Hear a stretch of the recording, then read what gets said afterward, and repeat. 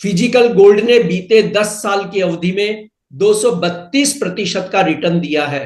फरवरी 2015 में 24 कैरेट सोने की फिजिकल कीमत 26,300 रुपए 10 ग्राम थी, जो अब 87,600 रुपए के करीब है।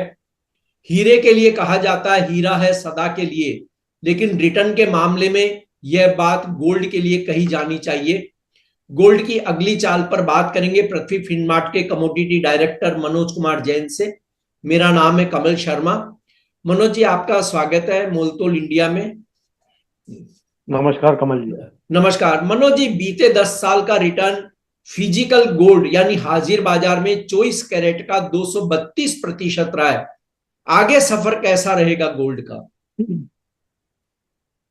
नमस्कार कमल जी, सबसे पहले तो आपका धन्यवाद यहाँ बुलाने के लिए। जहाँ तक सोने के सफर की बात है तो सोने का सफर हमेशा सुहाना रहा है और आगे भी जो सफर है वो सुहाना ही रहेगा। बीच बीच में छोटे मोटे करेक्शन यहाँ सोने में आते रहते हैं, लेकिन लंबी अवधि में सफर सोने का हमेशा से सुहाना रहा है और आगे भी सुहाना ही रहेगा।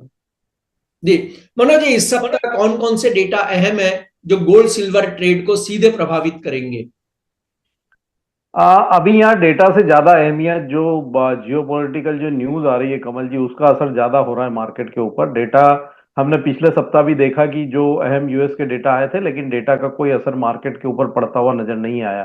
तो अभी डेटा यहाँ पे थोड़े से जो है हम कहें तो मार्केट को उतना ज्यादा प्रभावित नहीं कर रहे, जो एक उसका जो है असर मार्केट के ऊपर रहता है। क्योंकि यहाँ पे जब से ये टैरिफ को लेकर के जो लगातार जो है न्यूज आ रही है और जो ट्रेड वॉर जारी है, तो उसके चलते डेटा का असर थोड़ा कम होता हुआ नजर आया। लेकिन बावजूद उसके इस सप्ताह जो मैन्युफैक्चरिंग पीएमआई के नंबर्स आने हैं यूएस और बाकी जो है डेवलप्ड इकोनॉमी के, उनका असर रहेगा। साथ ही यहाँ पे यूएस फेड के मॉनेटरी पॉलिसी के मीटिंग के मिनट्स भी जारी होंगे। तो ये देखना अहम होगा कि यहाँ पे फेड जो है आगे क्या रुख अख्तियार करता है। वैसे उन्होंने संकेत पहले ही दे दिए जेरोमी पावेल ने कि अभी ब्याज दरों में वो कोई कटौती नहीं करेंगे इन्फ्लेशन को देखते हुए।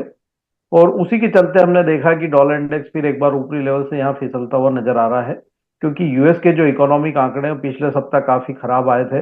इन्फ्लेशन में बढ़ोतरी देखने को मिली थी, साथ ही retail sales, core retail sales में गिरावट देखने को मिली थी।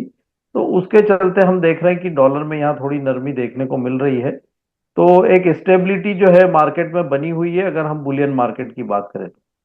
मनोज जी, आपने ट्रेड वार की बात कही, तो यहां हम देखें तो रूस यूक्रेन और इजराइल हमास, ये दोनों शांति की ओर बढ़ रहे हैं। जबकि ट्रंप ने जो टैरिफ वार की बात कही है, अब उन्होंने कुछ जगह टैरिफ ये टाला कि हम अप्रैल से लागू करेंगे, अभी लागू नहीं करेंगे। इन सब ने हलचल खूब मचा रखी है। गोल्ड सिल्वर ट्रेडर को इसे किस तरह देखना चाहिए कि ताकि ट्रेड उसका सही रहे? देखिए यहाँ पे अभी जो है इजराइल हमास का सीज फायर तो यहाँ पे ट्रम्प साहब के इनॉग्रल स्पीच के पहले ही हो गया था। वहीं वो अब प्रयासरत है कि रशिया यूक्रेन के बीच में भी जो है जो वॉर चला रहा है पिछले 3 साल से, वो थम जाए। तो उसके चलते निश्चित रूप से यहाँ पे जियोपॉलिटिकल रिस्क थोड़ी कम होगी, लेकिन ट्रेड टैरिफ ने यहाँ पे ग्लोबल अनसर्टेनिटी बढ़ा के रखी हुई है। और उसके चलते हम देख रहे हैं कि जो सेफ हेवन डिमांड है वो प्रीशियस मेटल की बनी हुई है और आगे भी बनी रहेगी। यहाँ यूएस की तरफ से टैरिफ को 1 अप्रैल तक टाला जरूर गया है, लेकिन ये कहीं भी नहीं कहा गया है कि वो टैरिफ नहीं लगाएंगे।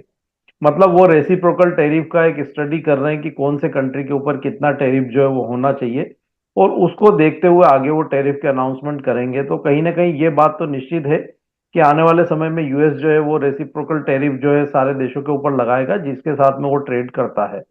तो उसका असर निश्चित रूप से ग्लोबल इकोनॉमी के ऊपर बना रहेगा और अनसर्टेनिटी के चलते सोने और चांदी की जो सेफ हेवन डिमांड है वो आगे भी बनी रहेगी कमल जी।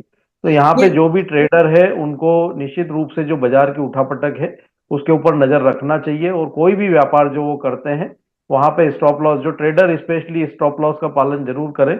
निवेशक तो यहाँ कोई भी अगर गिरावट आती है तो अपने निवेश को वहां पे एसआईपी के रूप में और भी ऐड कर सकते हैं निचले स्तरों पर। निवेशकों को डरने की कोई जरूरत नहीं। जी, सोने के 86,000 रुपए पहुंचने पर अब कुछ लोग ये आशंका जता रहे हैं कि सोने की ये तेजी जो है कहीं बबल तो साबित नहीं होगी ना। आप क्या कहेंगे मनोज जी इस पर? नहीं, सोने में कोई बबल वगैरह नहीं है कमल जी। ये यहाँ पे हमने देखा है कि सोना एक रियल असेट है। और उसी के चलते हम देखते हैं कि जब भी दुनिया भर में कोई भी अनिश्चितता का माहौल बनता है, तो ऐसे में जो है लोग रिस्कियर असेट से सेफ हेवन असेट की तरफ आते हैं। अभी हम देख रहे हैं कि जिस तरह से यहाँ पे ग्लोबल अनिश्चितता का दौर जारी है, और यहाँ पे ट्रेड वार को देखते हुए आगे भी ये जारी रहेगा, तो सेफ हेवन डिमांड के तौर पे सोने की चमक बरकरार रहेगी। हालांकि हमने देखा है कि सोने ने 30 से 40% रिटर्न काफी कम अवधि में दिया है, तो उसके चलते एक टेक्निकल रेजिस्टेंस इंटरनेशनल मार्केट में $2970 पर जो है बना हुआ है, और भारतीय बाजारों में 86,400 एक टेक्निकल रेजिस्टेंस जो यहाँ बना है, और वहीं से हमने प्राइजेस को रिट्रेस होते हुए देखा है। तो ये एक हम कह सकते हैं कि टेक्निकल करेक्शन है जो सोने की कीमतों को इंटरनेशनल मार्केट में $2800 प्रति ट्राई आउंस और भारतीय बाजारों में 83,000 82,500 तक एक बार ला सकता है। उसको हमें एक टेक्निकल करेक्शन के रूप में ही देखना चाहिए, कोई यहाँ बड़ी मंदी की आशंका अभी नजर नहीं आती है। और अगर ये टेक्निकल करेक्शन होते हैं तो ये मार्केट के लिए एक हेल्दी साइन होगा, और आगे फिर वहां से जो है आगे बढ़त की उम्मीद जो है वो रहेगी।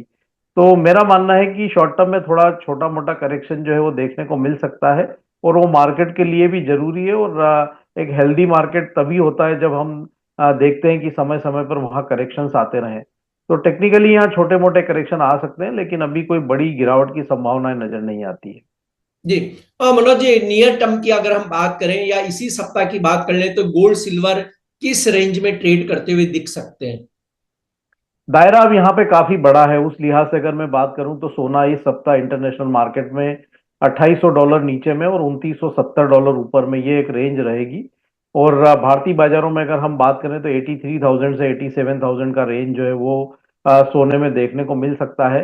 वहीं अगर चांदी की बात करें तो यहाँ पे जो रेंज है इंटरनेशनल मार्केट में $30.88 जो है नीचे में, और ऊपर में हम बात करें तो $33.50 जो है एक बड़ी रेंज यहाँ पे देखने को मिल सकती है। भारतीय बाजारों की अगर बात करें तो 93,500 से 98,400, ये लगभग ₹5,000 की जो रेंज है वो चांदी में देखने को मिल सकती है। तो वॉलेटिलिटी काफी रहेगी, और उस हिसाब से यहाँ पर रेंज चाहे सोना हो या चांदी हो, एक बड़ी रेंज में जो है दोनों ही जो कमोडिटीज है वो ट्रेड दिखा सकती है। जी। आपका कोई डिस्क्लेमर मनोज जी? कोई भी फ्यूचर्स मार्केट में हमारी कोई व्यक्तिगत पोजीशन नहीं है। समय समय पर रिकमेंडेशन होने के चलते हमारे क्लाइंट की इनमें पोजीशन हो सकती है। धन्यवाद, शुक्रिया मनोज जी आपका।